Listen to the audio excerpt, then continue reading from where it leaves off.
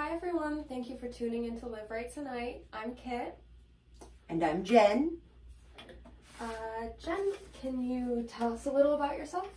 I am Jen. I'm 39 years old. I have 3 teenage daughters. I live in Macomb County, and I am an active member of NA. How long have you been in the recovery community? I've been in and out of the recovery community for about 12 years, but I have 31 months clean tomorrow. Awesome. Yes. So how did you get into the recovery community? Well, I got arrested, of course, and I was out on bond. I had never been to rehab, and I went to Meridian, and I got out of Meridian, and they talked about, meetings and making a meeting, yada, yada, yada. And I knew nothing about them. So I called the hotline number, and at the time I lived in Wayne County, and I called the hotline number, and they gave me a couple of meetings, and I walked into my first NA meeting a scared little baby. Yeah. I feel like we all walk into those meetings, the first few, just terrified. Yeah. Yeah. What made you finally ready to get clean? I don't really know that there's like one thing. I was definitely like sick and tired of the lifestyle. Yeah. I was personally raised in the church, and I felt very like spiritually empty. I felt like I was getting older, and I had like nothing. I'm people that are 39 years old in today's society have a career, a home, a car. I don't have any of those things. Yeah. And I didn't have a very good relationship with my children. I was working on it, and we were like building towards it, but every time I screwed up, they wanted less and less to do with me. And that was super important to me, to like build that and get my kids like trust and love back. And I knew that like if I didn't stop, I was going to lose them. Yeah. Well, I was going to ask what's been the most rewarding part of getting clean, but it sounds like your relationship with your kids. Yeah, absolutely. My 2 oldest, they're going to be 19 and going to be 18. They tell me everything. We have like a great relationship. They probably tell me too much sometimes, but I'm grateful for that. Like, because I can give them advice from my life experience, because they're so open with me, and they're so open with me because I've been very open with them about my addiction, and even more so my recovery.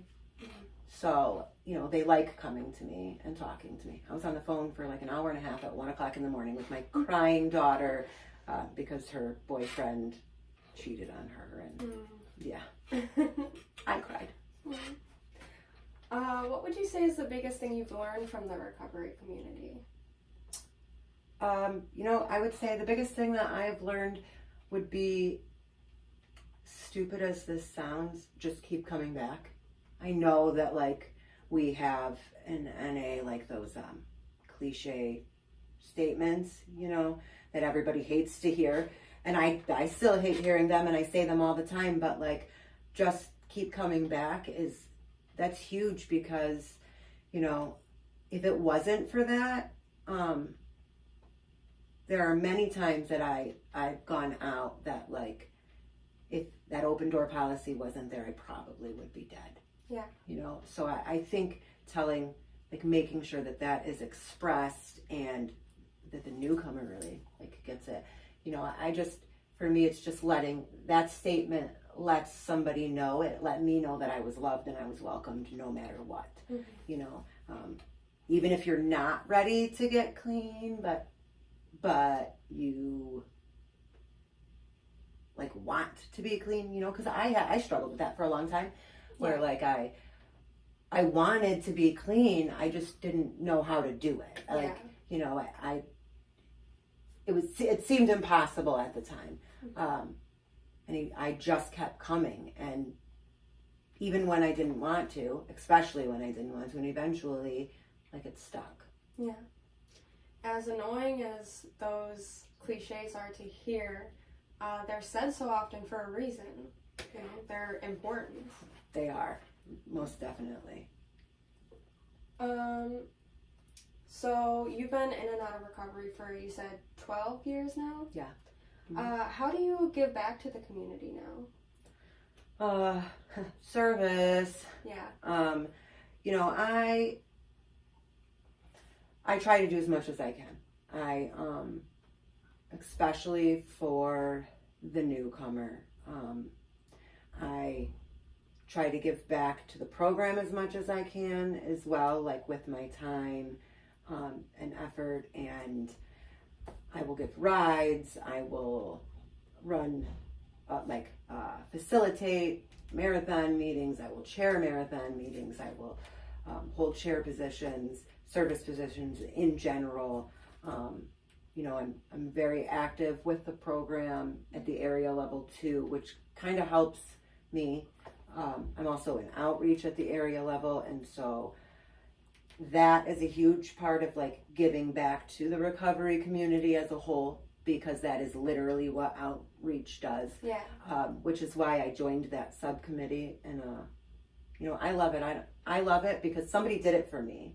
You know, that one person that smiles at you, or that hugs you, or that tells you to come back, or asks you to come, you know, to a meeting or an event or whatever it is. That one person can make the world of a difference into whether somebody decides to do it or not. Yeah. You know, and so I just try to do the little things that I have the ability to do. Yeah. I know you started your own meeting.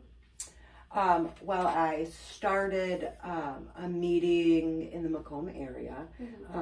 You know, I started my recovery 12 years ago in the Western Wayne area, and they have, it's like a grab bag style meeting, and it's a very popular meeting out there, and it's very awesome, it's very intimate, and it breaks up the monotony of just the regular tables. Yeah. And so I thought, let me bring that to Macomb and throw something different in there, and you know, it's slowly getting bigger. It started in October, you know, and it takes time, but it is getting more and more people, and we find that like when somebody comes and actually like experiences the meeting, they like the style of it. Yeah. And there's a babysitter there, so that's bonus too. Do you want to tell everyone when and where that meeting is? Oh, that meeting is Friday nights at 7:30 at Life of Purpose Church at 10 and Harper. It's in the basement. It is a great meeting. And my last question for you is, what advice would you give to someone just beginning their recovery journey? Pick up the phone. Pick up the phone. Literally, you know, I know the phone weighs like 1,000 pounds when you're wanting to get high. And it seems like you have, you know, one voice telling you like, call somebody, and one voice saying, call the dope man. Yeah. Call your sponsor, call the dope man. And, you know, pick up the phone. Like, call somebody, because that phone call might save your life. Literally, it's a million times for me just talking to somebody about whatever's going on in my head, even if it's like using, or it's some craziness with a relationship or my children or whatever. Like, I know today that those things are triggers for me, but you know, if I get too stressed out, and so like if I pick up the phone and talk about it, usually by the end of the conversation, I'm feeling a little better, and any like using thoughts are usually gone. But you know, as I was talking, I think there are really like two things, because I think picking up the phone and calling somebody is critical, but honesty is like even more critical. A lot of times, you know, we don't want to talk about the dark stuff that we did in active addiction, or, you know, the trauma that's happened to us as kids or adults or whatever, and so we don't talk about those things. And that was my problem. Like the first several years, is I didn't want to talk about any of my trauma. Yeah. It was easy for me to talk about my stuff I did in active addiction once I started coming to meetings and like listening to people talk at tables, because then I realized like, oh, I'm not alone, right? But like my trauma is personal, and even if somebody has gone through it, it still has affected me differently, and I didn't want to talk about it. But until I talked about it, I still had that like pain and that scar, and it took me out over and over again. And because I wasn't honest and I didn't want to talk about those things, I couldn't start healing from those things. And ultimately, like that's what this is. It's recovery is about getting a group of people that have the same issue as you, the same thinking disease. Their minds are just as messed up as yours. They've been through the same traumas. They've been through, similar situations, and they've gotten through them clean. Yeah.